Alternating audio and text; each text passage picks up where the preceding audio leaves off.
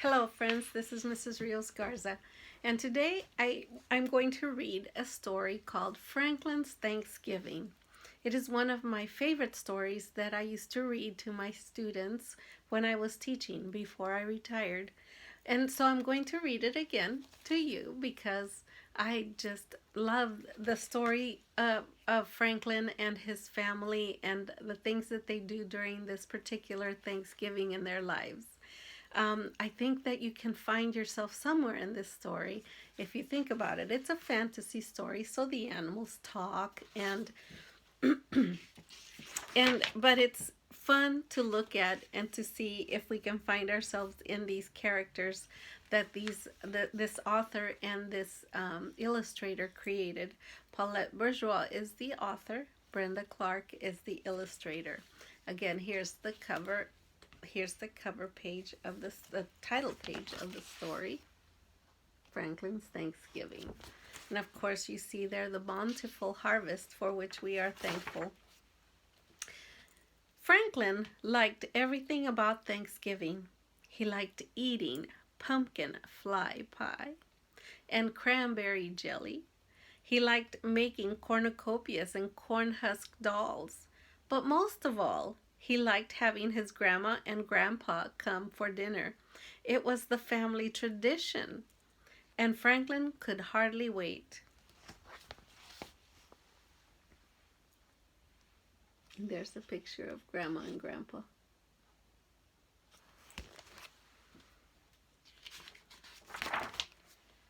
A week before Thanksgiving, a postcard arrived from Franklin's grandparents.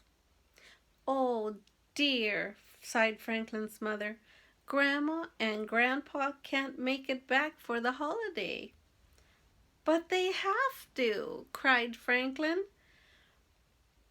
"They're always here for Thanksgiving." Franklin's mother gave him a hug. There will still be the four of us," she said. "It won't be the same," Franklin grumbled.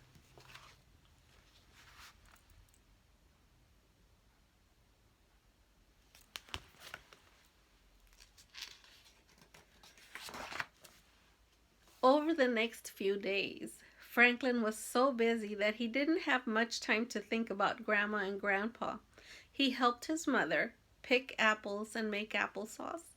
He helped his father dig up vegetables and store them in the cellar.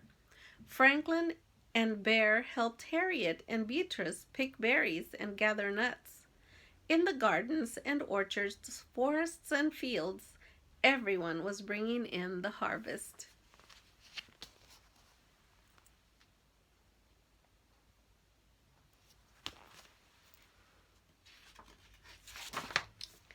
Franklin counted all the jars of jams and preserves. "I think this year was the most bountiful ever," announced his father. "We could feed the whole town." "I just wish we could feed Grandma and Grandpa," sighed Franklin. His mother agreed. "We'll miss having company," she said.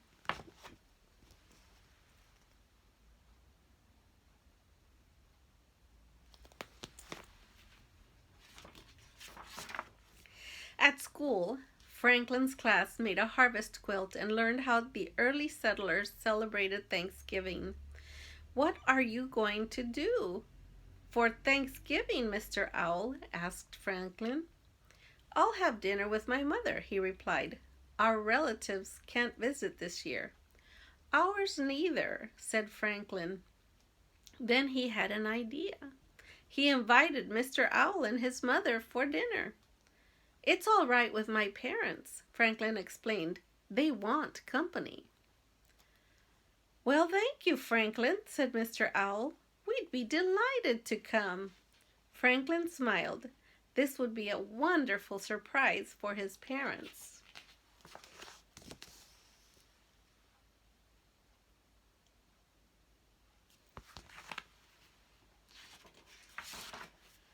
At home, Franklin's mother looked at the berry pies cooling on the windowsill. She had an idea. She walked over to Bear's house and invited the whole family for Thanksgiving. It will be a wonderful surprise for everyone, she explained.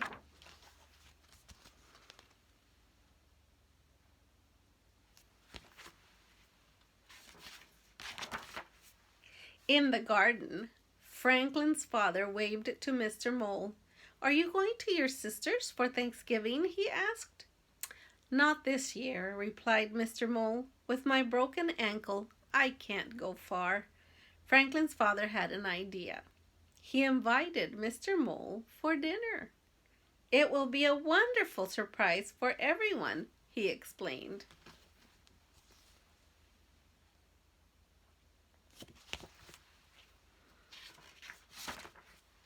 After school, Franklin went home with Moose. That's when he had another idea. It was the Moose's family's first Thanksgiving in Woodland. Franklin invited them for dinner.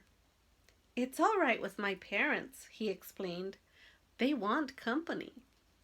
"We'd be delighted," replied Mrs. Moose.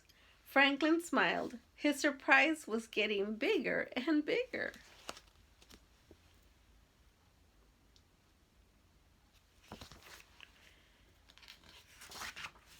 On Thanksgiving morning, Franklin got up early to help with dinner. He stirred soup and shucked corn. Then he set the table for 9.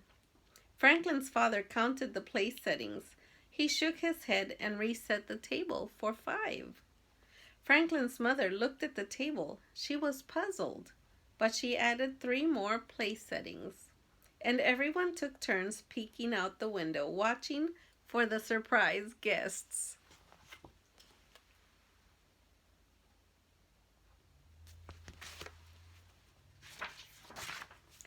Mr. Owl and his mother were the first to arrive. "Surprise!" Franklin shouted to his parents. "This is a surprise!" they exclaimed. Then Franklin saw the Bear family and Mr. Mole. Now everyone was surprised. All the guests crowded inside, holding platters and bowls heaped high with food.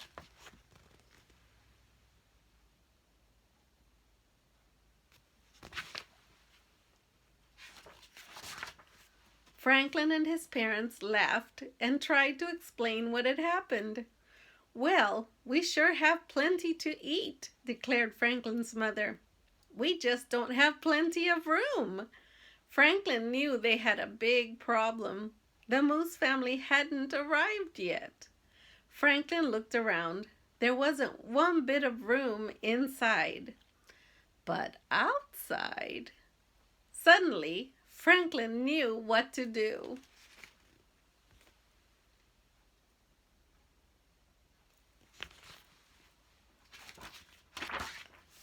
Moose and his family arrived as all the others came out the door.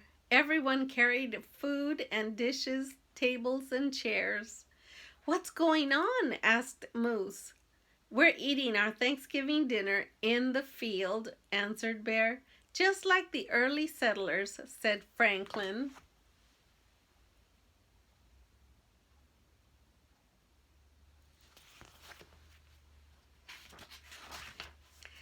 It was a wonderful afternoon.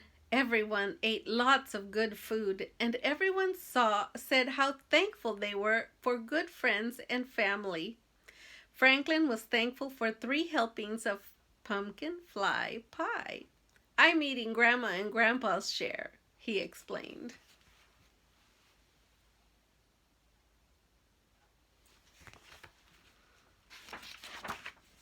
Soon the sun was setting and it was time to go home. "This was a wonderful day," said Franklin's mother. Franklin agreed. "Let's do it again next year," he said. Everyone laughed and cheered.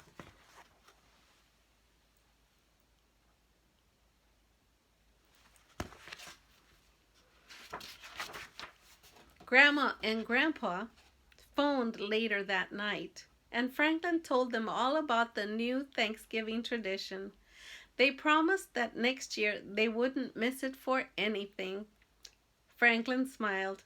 He might not get 3 helpings of pumpkin fly pie next year, but he knew he'd still be thankful.